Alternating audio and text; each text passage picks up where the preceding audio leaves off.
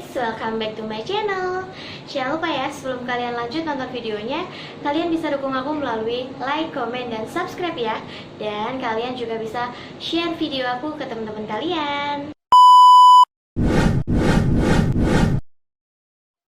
Oke guys, jadi di channel kali ini aku akan membahas tentang kejahatan seksual. Karena beberapa hari ini viral berita tentang karyawan KPI yang mendapatkan perundungan dan juga kejahatan seksual dari rekan kerjanya juga. Nah, di sini aku juga sudah baca dari tweet yang diupload di IG itu cerita kronologi si korban dari awal sampai dia benar-benar berani melaporkan.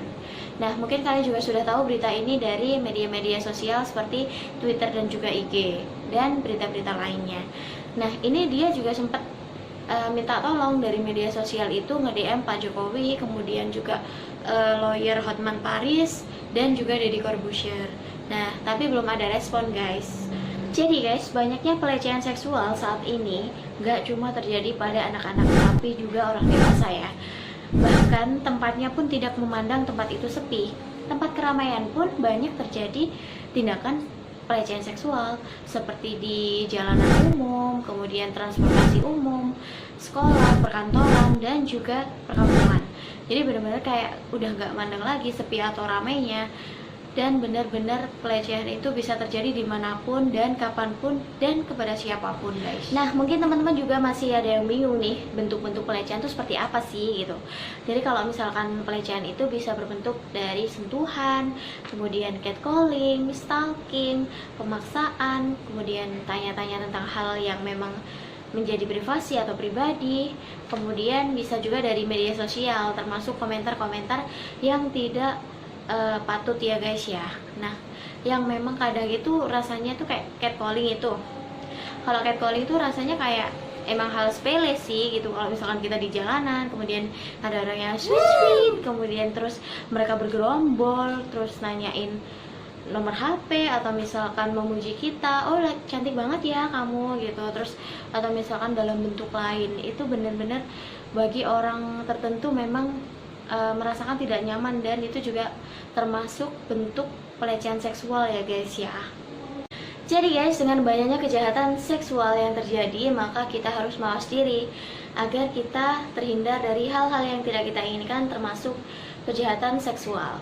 Nah, tapi ada juga hal-hal yang perlu kalian lakukan pada saat terjadi kejahatan seksual. Yang pertama, kalian bisa katakan say no, benar-benar dengan tegas kepada pelaku kejahatan seksual.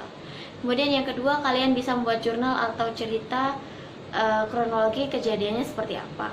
Yang ketiga, kalian bisa mencari data diri si pelaku. Yang keempat, kalian bisa membuat pernyataan tegas kepada si pelaku agar tidak melakukan kejahatan seksual.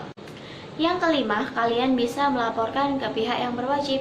Selain itu, kalian juga bisa lapor mungkin ke atasan kalau misalkan kejadian itu ada di perkantoran, atau misal ke orang tua kalian atau orang-orang terdekat kalian yang memang bisa melindungi kalian guys. Jangan pernah takut untuk mengutarakan apa yang terjadi ya, agar kalian juga bisa mendapatkan perlindungan. Kemudian gimana sih kalau misalkan kita sedang berada di posisi melihat atau di tempat kejadian itu ada sebuah tindakan kejahatan seksual guys. Jadi yang bisa kalian lakukan adalah dengan cara menegur. Kalian harus memberanikan diri untuk menegur si pelaku agar tidak melakukan tindakan pelecehan seksual itu guys. Kemudian yang kedua, dengan cara mengalihkan pembicaraan. Mungkin pada saat itu ada di tempat umum atau di transportasi umum ya guys ya. Kalian bisa menegur dengan cara ya seperti sok kenal sok dekat gitu loh. Atau misalkan kalian mau tanya alamat, mohon maaf ini alamatnya di mana ya? Atau mungkin mohon maaf ini saya mau tanya. Jadi kayak benar-benar harus memberanikan diri dengan cara sok kenal sok dekat agar perbuatan itu tidak dilakukan oleh pelaku guys. Yang ketiga, kalian bisa menenangkan korban. Jadi setelah terjadinya perbuatan itu, kalian bisa mencoba untuk menenangkan korban agar dia tidak terjadi stres atau misalkan depresi nantinya. dengan cara menenangkan ya guys ya, tapi juga pelan-pelan, namanya juga kadang kita kan nggak kenal ya siapa sih yang mengalami itu, dan kemudian kita mencoba untuk membantu dengan cara menenangkan. Kemudian yang keempat, kalian bisa melaporkan, tapi memang benar-benar ini agak susah memang, terkadang orang nggak mau privasinya itu diikut campuri oleh orang lain. Melaporkan itu juga kan bisa melaporkan ke pihak bank berwajib atau misalkan ke orang-orang terdekatnya, tapi memang kembali lagi pada korbannya juga, apakah memang dia benar-benar berkenan atau tidak ya guys ya.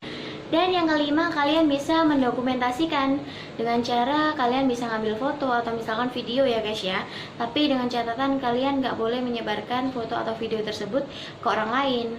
Jadi benar-benar hanya untuk si korban agar nantinya dia bisa memiliki bukti untuk melaporkan ke pihak yang berwajib, begitu guys. Nah, untuk kelima cara tersebut kalian bisa cek lebih lengkapnya di standup.indonesia.com ya guys ya. Kalian bisa baca-baca lebih lengkap di sana. Kemudian kalian juga bisa menerapkan agar tidak banyak lagi kejadian kejahatan seksual. Oke guys, jadi itu aja informasi dari aku.